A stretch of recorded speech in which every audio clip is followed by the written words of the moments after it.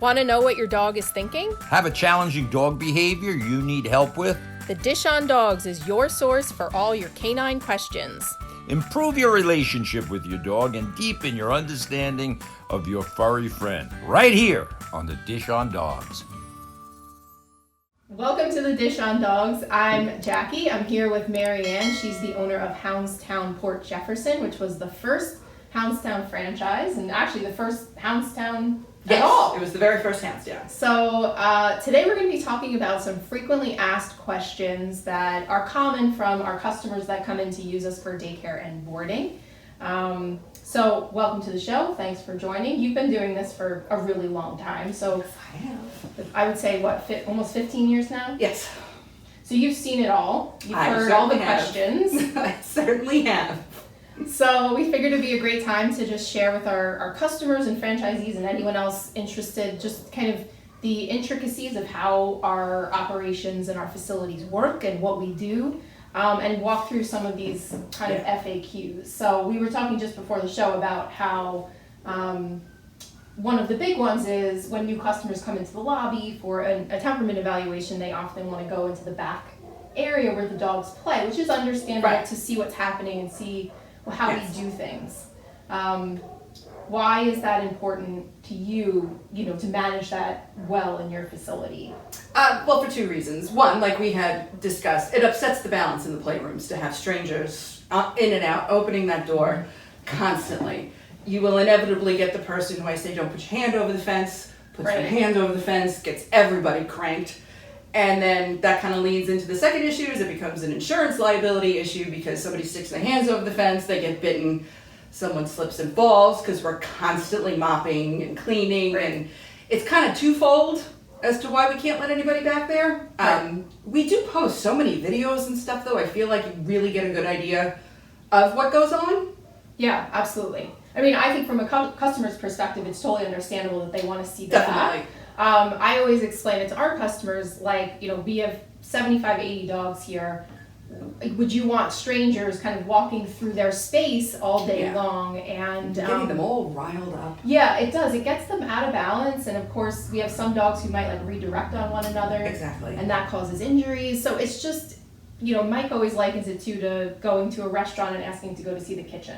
Right. So it's kind of just, for operations and keeping everybody sane in the back. We Yeah. want to, but of course we want to express to customers and let them know visually what's going on in the back. So like you said, we use our Facebook groups to post videos and photos. A lot of our facilities too will show customers on the camera. Well, we have the window where you can see one of the good. playrooms. Mhm. And I mean, this is not like a really high-tech operation. Like, you look in that window, what you see is what Right. they do all day long. Right, exactly. Like There's not this- much else to it. Yeah, I can't really fluff it up into anything more than that. What you're seeing, them rolling around and barking, and you could tell they even bark, they could see you through the window and Yes. they bark at a stranger. Yeah, they do. Imagine that stranger now is right in front of the glass in front of them, and it's like pandemonium. Pandemonium, right? That's a good word. And of course, our customers are paying us to have their dogs come and interact with one another in as natural a pack as possible. So we don't want to keep interrupting that as Yeah. humans and have people constantly in the back and just Stranger disrupt- danger. Stranger danger. So we have to protect the dogs that are in our care, and I think Yeah. that's one of the main ways that we do that. So Absolutely. the second part of that is also, we get a lot of questions about having someone here overnight. So we are not staffed overnight for a variety of reasons. And, I think first customers sometimes can have a concern about that Yes. for a variety of reasons. But what's the explanation that you provide to your customers when they ask you that? From a behavioral perspective, it is an absolutely terrible idea because dogs are nosy. And if somebody is in that building, they will be up constantly trying to figure out what that person is doing. And I always use this example. When my second son was a newborn, I had a geriatric Springer Spaniel. He was diabetic. His hips were gone. He could barely see. But every time I got up for that baby, this dog had to limp along behind me to see what I was doing. Imagine that with 40 of them. Right. From a behavioral perspective, those dogs would be a hot mess after a boarding stay of 72 hours of never being left to just sleep. Right. And when we leave at 8 o'clock at night, our staff leaves and they're back at about 6 in the morning. Every dog is in a private enclosure, so we don't do this open boarding concept as it's dangerous. It's not safe for dogs. So what we say here to our customers is something very similar, but I add, the analogy of a vet's office. So a non-emergency vet's office, there is no one there overnight, right? Nope. The vets leave, the vet techs leave, there are dogs hooked up to IVs sometimes, Yeah. and there's no staff there overnight because the dog is in a safe enclosure. The chances of him hurting himself are very, very, very slim. So that sometimes clicks with customers too. And we say, well, where's your dog now? Well, he's at home by himself. Well, Right. who's watching him now? Right. No one. You don't stay up all night and stare at your dog. Exactly. And like Marianne said, at the end of the day, most of our dogs are so exhausted, they're they want to shot. go into their townhome or suite and they want to just pass out. So that's what we like to have them, have the luxury of doing without someone here overnight literally walking up and down the kennel, Yes. because that's what they would have to do to achieve anything. Exactly. Right? And I do know I had an employee for a couple of years from one of the big box stores that touts themselves as 24 hours. Mm-hmm.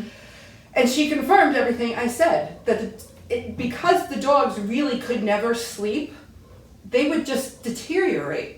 Right. After 2 or 3 days, drooling and, spinning, and it really kind of confirmed everything I've always read, and even my own empirical knowledge Right. of it. It's such a bad idea. And like we have talked about, I don't stare at Groot all night long. Right. If something happens to him overnight, I have to hope that I hear him throwing up, Right. or Right. I gotta tell you though, most of the time I don't. Right, exactly, because you're sleeping. So Yeah. if we had someone here, arguably, unless we were paying them to stay awake and literally walk up and down the kennels, Right. they would be sleeping as well. So I think some of the other pet care facilities, like I know of one in the city, that same thing, they consider themselves 24 hours, but the employee overnight is sleeping. Right. So what is that really doing? And to not disrupt them behaviorally, that person would have to sleep in a completely different section of the building, therefore not achieving what it is that people think they want. Exactly, right. So the only exception to that is really wild weather. Yes, agreed. Like I've Yeah. had, like Kayla will stay if there's a blizzard, or she stayed during Hurricane Sandy to make sure Right. the building didn't blow down. Exactly. Things like that. But even then, she stays up in the lobby. Mm-hmm. She'll do a walkthrough every couple of hours, again, to make sure structurally the building Right. is okay. Right. But she's not in there messing Yeah. with the dogs and Fussing getting them around going. with everybody. No. Yeah. Yeah, exactly. Yep, we've had that too, or if we're concerned that the next morning somebody won't be able to get here because there's a snowstorm, Yeah. we'll bribe our employees to stay overnight. Correct. Give them a bag of Doritos and Yeah. a blow-up bed. Pretty much. You can sleep on the futon and I'll give you snacks. Yeah, exactly. So, the other thing is all of our facilities are centrally alarmed to the fire department, and we also have a closed circuit camera system that owners are monitoring. I look at it quick before I go to bed, just to make Yeah. sure everything's copacetic. No one has escaped their townhome, which, by the way, has never happened. Oh, I had Overnight. one. Oh, I had one. Yeah. And oh my God. He tried to eat everybody's food. I mean, That's funny. he was just living his best life. And it was Now, just, why interrupt that? I mean, let him but have it. if that did happen, we would be able to kind of see it on the cameras Yeah. and, probably send an employee over. I was then to just send bring somebody it back. It's the same thing as like if my alarm goes off. Right. Somebody goes and they make, see what's what. Most Right. of the time it's just like a wiring thing or whatever. But I have 3 employees who live within 2 blocks of that place. That's great, yeah. And if by any reason they can't get there, then I go. It's- Right. Yeah. So the Not that technology serious. now is really easy to monitor. Yeah. Alarms going off, Oh, God, yeah. by the camera system. So it's unnecessary to have this energy floating around overnight, as it really doesn't do much for the dog. It's It doesn't. It's taking away more than it's providing for the dog. So Yeah. that's a big, I think once we explain it to people, for the most part, they totally understand it. And Oh yeah, and they for get it. sure. For sure. Yeah. Especially like if you have a dog that doesn't sleep in the same room as you. Right, exactly. Right. I don't, I wouldn't know. I mean, Groot has to sleep right here, but Right. in the event In the he ever event left. he ventured away, Right. we wouldn't necessarily know, like you said, if he's throwing up or, which occasionally does happen with some of the dogs that stay with us overnight. But, Sure. we let them out right before they go to bed, or right before our staff leave. They go to the bathroom, they have their water overnight, they have anything, their Yeah. bedding, anything they need to feel comfortable that the owner wants, and then they sleep. They Yeah. sleep for 10 hours, and then they're back at it at 6 in the morning when we're back in. And sometimes they don't even want to get up then. They do not. It's funny. I know. No. Some of our boarders that come regularly, they know that they get fed first and then they get let out. So like they won't even get up when they hear the door open at 6. They know they're getting breakfast and then it's going to be a little bit. So they just like lounge around. And Oh, I've gotten pictures from Kayla at 5:30 in the morning with everybody belly up. Yeah. Look at them. They're not moving. She said, I actually feel bad now. I got to wake them up. Right, exactly. It's like time to play. So those are kind of like two of the main questions that we sometimes get. Is there any other main ones that you think you get from customers?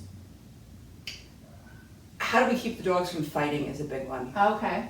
Yep. But, they can't come here if they fight with dogs. Right. Like, that's why we evaluate them, and we'll usually do a trial day Yes. where they're very heavily monitored to kind of see if it's for them. Routine scuffles and things like that, I mean, that can happen anytime somebody breaks a toenail. Right. Huskies run around with their mouths open, somebody's going to run into a tooth. Yes. Things like that are all very routine. It can happen in your own home. Yep. But like we're not keeping them from fighting, we're just picking dogs who like other dogs. Evaluating them properly. Yeah. So I think that's the purpose of the temperament evaluation, is to make sure that dogs are not overtly aggressive towards other dogs. And you will see it. Staff. You would see it on the Oh, evaluation. immediately. But like you said, that's not to say that dog that's been evaluated and passed cannot down the road get into a scuffle. It's the nature of what we do. And It's sometimes they get tired and crabby and Yeah. they're just having a bad day. I mean, that happens. Right. So we try our best, I think, to explain to customers that there is an inherent risk in bringing your dog to interactive daycare, right? It's like sending your kids to football camp. There's a chance that the child can come home with a bloody nose or a broken bone. Of course, we try our best to make sure that doesn't happen, but it's the nature of the environment. So customers definitely have to be comfortable knowing that. Sure. And also, like you said, dogs are animals. They're playing with their teeth in their mouths. Yeah. And, it's not uncommon that dogs can get a puncture wound or And it's, short-haired dogs, you can always see like scratches on their belly or, things like that. And again, it's not because anybody's fighting, it's just, they don't have hands. Exactly, right. And sometimes occasionally a dog will get a puncture wound, which is, like you said, a canine tooth. Yeah. It's dogs, and it's not necessarily the result of a dog fight. It's just dogs playing rough. And I don't think people really understand like how dire an actual real life dog fight is. Right. Like you know what I'm saying? I think kind of what they have in their head versus what the reality of it is are two very different things. Mm-hmm. Flinging snots at one another and then everybody retreating to their corners is very, very different. Yeah.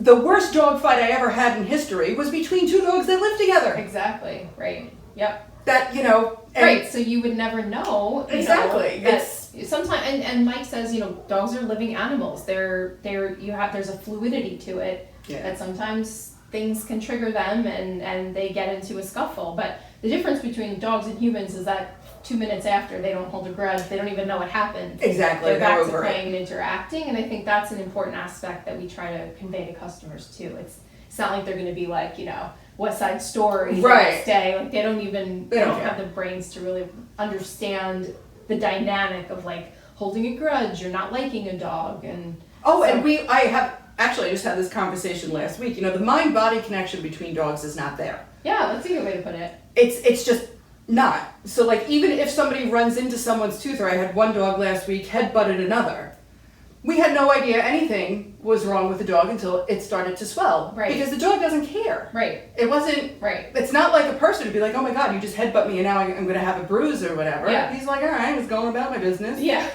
Got headbutted. Yeah, it happens. Right. Well, dogs are like rough and tumble by nature too, and they're much more resilient than we are, I think. And oh God, yeah. Yeah, when we have dogs that pull a muscle or get a scratch or they get nipped on the ear, they want to just keep going. Yeah, they don't even when we take them out of the pack just to treat them, they don't want to be out of the pack. They want to be back in there, rolling on the floor. So I don't know if you find this, but sometimes it's difficult to bridge the gap between educating the customer and being a place for the providing that like interactive rough play for the dogs, especially if the customer is not totally comfortable with that. Yeah, there's a balance to everything, and it's a balance to playing too. I'm not going to let two dogs get too rough. Exactly. Just because one might not have a lot of manners, or it's all a learning curve for everybody. Everyone needs time to get comfortable. Yeah, I Plus, agree. we also know who the really rough and tumble dogs are. Right. So I'm not going to put one of those dogs with a very sedate one who's going to be Right. like, get me out of here. Right. Because that's not going to make that more low-key dog stay No. good. We want the dogs to have a great experience in the pack, which is why we keep our packs more specialized, right? Absolutely. There's not just large and small areas. We have, Everything. in how many between. areas do you have in 5. Right, so you have 5. We've got 5 here in Ronkonkoma. So it allows for smaller, more specialized packs.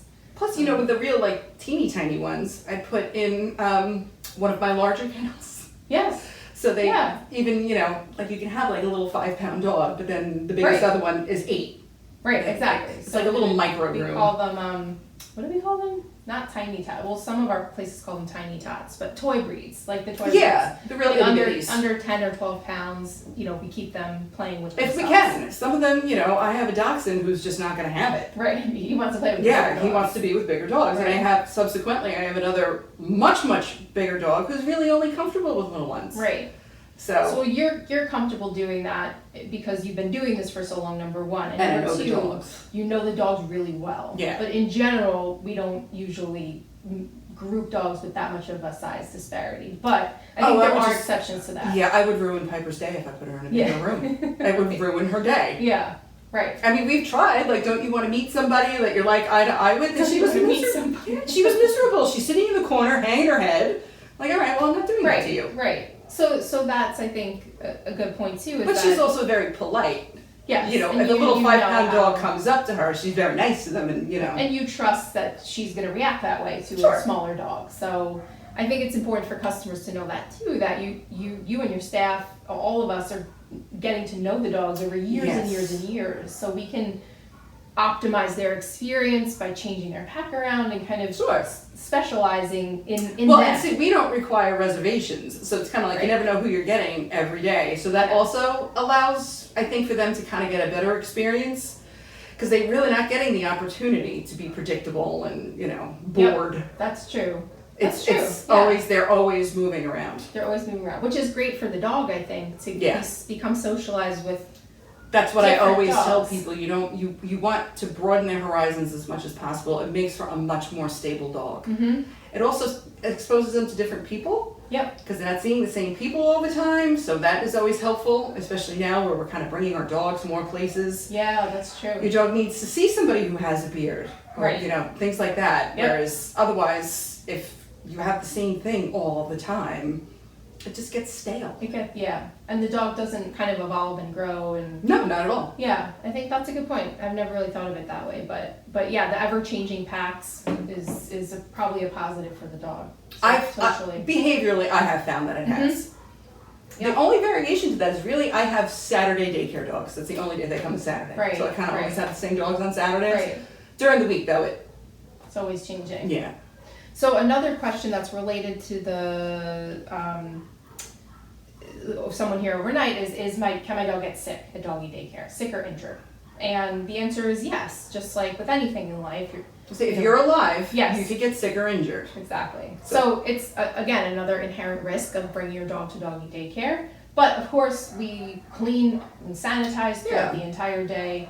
But of course, there are airborne illnesses like kennel cough and We maintain as Don't much do- control as we can, yeah, given that we are, alive and human. right. It's all you can do is the best that you can. Have you noticed though there has been so much less kennel cough since this all happened? Yes, knock on wood. I have noticed that. I have a actually. theory. I was just talking about this to one of my clients. I think people now are finally cleaning the way that we have always been Oh, cleaning. maybe. And I've just, in general, I've been like, how is it possible? We've gotten all the way through July and not one Right. case of kennel cough Yeah. from the dog park or from wherever. I think people finally, I was saying this about washing their hands. I'm like, really? Somebody had to tell you to wash your hands. I know. I'm like, is it me just because I work with dogs that I'm always Right. washing my hands that this is novel information? Right. I think some of this is novel Yeah, I information. think so. Well, I think too, dogs people haven't been out and socializing their dogs in places outside of our facility. So to me, sometimes You're not finding. I never knew how many people lived in Wading River until everything shut down. Like, where are all you people coming from? right. One They're not after the out. other. Oh, and with their the dogs, and oh yeah, I had no idea there were many people that lived there. Well, I think people aren't like out at like maybe at the dog parks. I don't know, but there's some shift that's happened where Yeah. the dogs are not catching kennel cough outside of our facilities, right? Yeah. And bringing it in. It was always that. Right. Plus, everybody's doing curbside now, so the dogs are not sitting in the waiting room. Yes, So whatever little that's true cooties are too. lingering around in the living room. Well, that's always the biggest, one of the biggest sources of kennel cough coming into our facilities Always. is when the dog picks it up at the vet. And I know customers don't always think of that, but that's why we have the 7-day right. vet That's policy. that's going into like, why do I have to wait 7 days? Well, because I've always said it should be like a pediatrician. You have a well room and a sick room. I agree. I don't know why that's not the case for. I am really digging the curbside vet. I thing, love though. it. Yeah, and mobile vets. Like we have a partnership with a mobile vet now, and super easy for customers too. I think it's a little pricier, but you know, it also cuts down on time with having to get your dog in the car, Right. get him to the vet, take him out, wait in the waiting room, expose him to kennel Yeah. cough or any other respiratory illness. Yeah, anything airborne. But it's not even that airborne. It's like if they don't mop, I mean, there could be Yes. Giardia, Yeah. cooties, you know, like there's just, the potential is really gross. Yeah, I agree. I know. Yeah, so I think that because that has been cut down on so much, we're seeing less and less of it in the facilities. But, Absolutely. you know, it's just like a kindergarten class. This is what we tell our customers.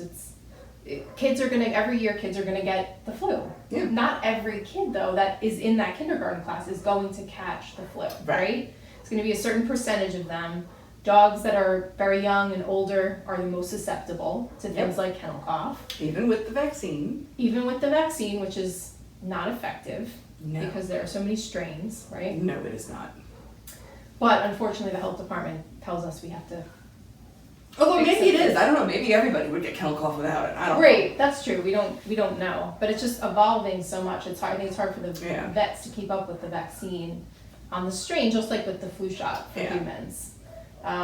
But that is one benefit that I've noticed is not as much kennel cough No. going on. The only thing I've been telling my clients now is, I don't recommend it, but I will tell them to maybe get the Lepto. Mm-hmm. Because people have not been driving as much and all of that. I'm noticing a lot more wildlife out and about. Yep. And that's where you get That's Lepto true. from. Yes. So even though I don't require it, if you're going to the vet anyway. Right. It's Get always it. a recommendation. Yeah. Plus, too, we always, especially if a younger dog comes in for an eval, I don't know if you do this, but I had my staff just recommend that they get a stool sample. Yeah. Especially because a lot of people now, which is great, rescuing dogs, but a lot of dogs coming from the south are coming in with worms and they're not Lot of necessarily vetted. So, you know, we do our best to keep obviously all of that out of our facilities, but with 70, 80 dogs coming in and out throughout the day, again, just like a kindergarten class, it's sometimes impossible to regulate everything. Exactly. You cannot regulate everything. Right. So we do our best. We do our best. That's the best we can do. Yeah. Do you have any other FAQs that customers, or any other comments, common things that people ask, or do you ever get the "why is my dog so thirsty" when he gets home? Yes. Do they have water all day? Yes. Yeah. Even my own dog does that. Yeah. This happened yesterday with Rosie. I picked her up. She was here all day long, and she came into the house as if she was, never had water in 3 days. Mhm. And I know that she had water because I just picked her up from the suite where she had a full bowl of water. Yeah. So I'm like, why? You're killing me. I know. Why are you doing this? And I know for a fact, he's a golden retriever. His head is in that water bucket all day long. Right. Does the same thing. And he snarfs down all of his food, which I also tell clients not to let their dogs do because then they're going to throw up. Yes. And then he throws it up. Right. Yeah, so I think when dogs are here and they're really excited and they're interacting, they're playing, they don't always take the time to drink the water that is provided to them. There's always fresh water. Yes. For us, it's a fireable offense for any of our employees. I've never had to fire anyone for this, but I would if they did not refresh water and provide. So they do have it, but again, we can provide water, but we can't force dogs to drink it. So No. oftentimes when they come home and they have a second to decompress. Right. They're like, oh my gosh, I'm so thirsty. Right, I'm thirsty. Yeah. And really, unless they start exhibiting signs, because again, there's no mind-body connection there. Right. Like, you know what, you look hot, Right. get the hose, do something. Right, exactly. Because they wouldn't stop to think about it. Right. It's really where the pools come in very handy this time of year, Mhm. because even if they're not actively drinking it, they're in it. And they're cooling themselves down. Yeah. So. Yeah. And we have to watch, for places that have outdoor areas, we obviously keep dogs inside when it's super hot out. We have misting so. systems. Oh. Like, I got this idea from when we went to Miami. Uh-huh. And you know how they have them Yes. in the outside area? Yeah. I bought them. That's They great. they cool the outside runs down about 20 degrees. Really? Yeah. That's awesome. It's Yeah. really nice. That's great. So then the dogs are able to enjoy the outside Right, they can still go runs outside because there are without- dogs they are committed to being out there no matter what. Unless you lock them in, Yes. it works. And like I said, the temperature differential was unbelievable to me. Yeah. The first time I went out there to test it, I'm like, oh my God. That's great. I'd be Yeah. out there during this hot weather. I'd be out there. Oh, we have been.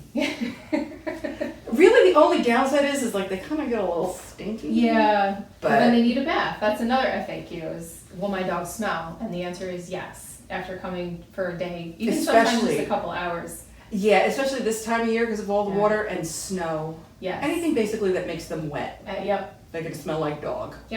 That's why we offer exit and spa baths. For dogs that are coming 5 days a week, obviously people don't want to get their dogs bathed 5 days a week, but I Yeah. suggest it at the end of their day the camping end, though. yeah, exactly, Fridays. Yeah, Even if it's just a little freshening up. right.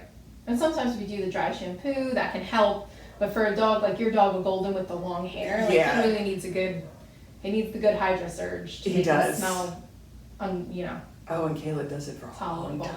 Yeah, I'm sure you got to bathe those long hair dogs sometimes 2-3 times. Yeah. To get the stink out. Yeah. And like I said, he's gonna sleep right here. So Yeah, I smell it. you're invested in making sure he smells good. That's for sure. Anything else you think?